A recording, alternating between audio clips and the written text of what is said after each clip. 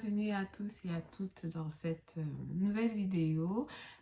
Si c'est la première fois que tu navigues sur Internet et que tu tombes sur une de mes vidéos, merci de liker, partager, t'abonner si le contenu que tu as trouvé ici t'a plu et surtout d'activer la cloche de notification. Comme ça, à chaque fois que je publie une nouvelle vidéo, tu es tout de suite avisé. Et si tu es un ancien de la vieille, bref, si tu es un ancien de Time Number One, merci pour la force, c'est vous qui faites la vie de cette chaîne.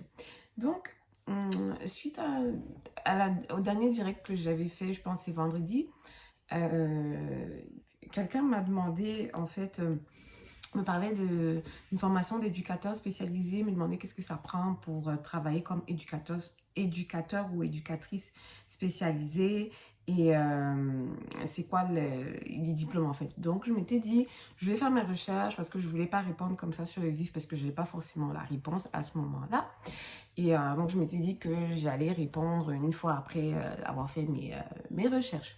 Je me disais peut-être que j'allais faire un direct pour en parler, mais dans le direct, il y a généralement beaucoup de personnes qui me posent des questions, donc je me suis dit, non, ok, je vais faire une vidéo structurée, puis tout ça, puis ça devrait être beau, là. Fait que, donc, d'après les petites recherches que j'ai pu faire, je reste dans le Québec. Hein, je ne sais pas si les éducateurs spécialisés, si on dit comme ça dans l'Ontario ou si ça existe dans d'autres provinces, mais je tiens vraiment à spécifier que je reste dans le Québec. Donc, qu'est-ce qu'un éducateur spécialisé en fait? Ça consiste en quoi? Oula, je vais arriver.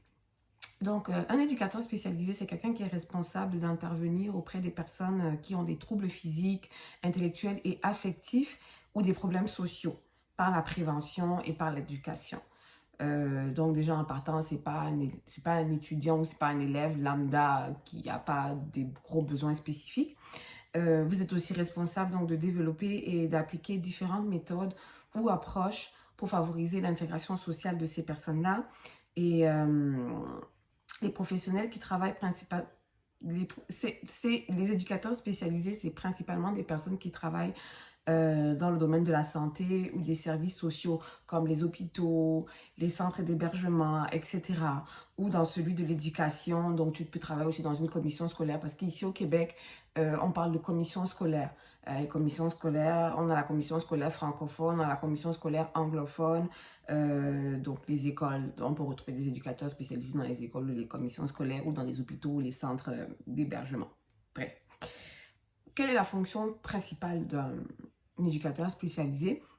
C'est que il y a l'élaboration des plans d'enseignement et d'intervention, l'évaluation des capacités physiques et de tout obstacle cognitif, sociaux ou affectifs des personnes pour lesquelles en fait vous offrez les services. Vous avez aussi pour but de favoriser l'acquisition de compétences à des personnes qui ont une déficience physique ou intellectuelle et vous devez enseigner des techniques de réadaptation. Vous devez enseigner les langues, exemple la langue des signes ou du braille, en fonction des besoins de la clientèle, donc des personnes pour lesquelles vous travaillez finalement, et de collaborer avec les spécialistes concernés. Donc, c'est quand même assez gros. Je dirais pas que c'est comme le travail d'un enseignant normal ou de quelqu'un qui se retrouve avec une, j'ai pas envie de dire clientèle, des gens qui n'ont pas des déficiences physiques ou intellectuelles, tu vois, voilà.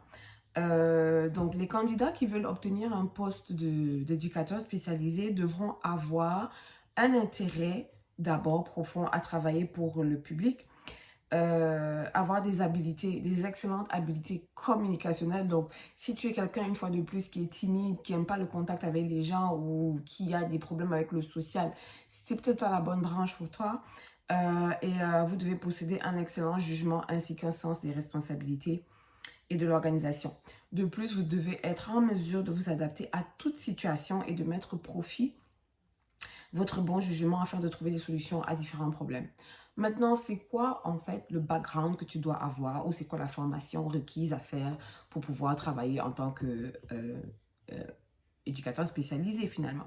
Donc, pour exercer le métier d'éducateur spécialisé, tu dois avoir au moins obtenu un diplôme d'études collégiales Donc, ici au Canada, au Québec, on appelle ça le DEC, diplôme d'études collégiales, en technique d'éducation spécialisée.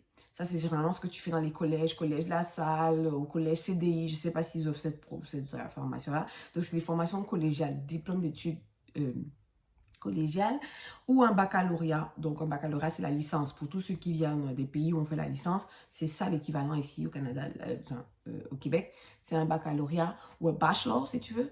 Donc, baccalauréat en psychoéducation. Donc, licence en psychoéducation à l'université ou whatever. Maintenant, voilà un peu, grosso modo, donc pour les éducateurs spécialisés. Je ne sais pas si quelqu'un qui est enseignant de base avant d'arriver au Canada peut... Non, ça prend vraiment un bac ou une licence en psychoéducation ou un diplôme d'études collégiales en éducation.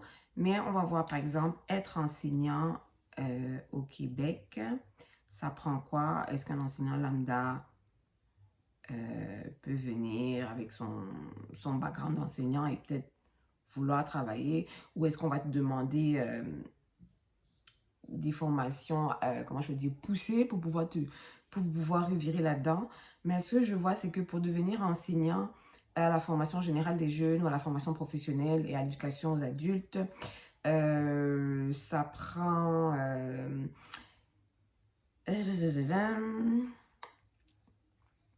par exemple, tous ceux qui sont enseignants au pays, là, qui veulent immigrer et venir devenir enseignants. Donc, on dit que le système éducatif québécois est établi...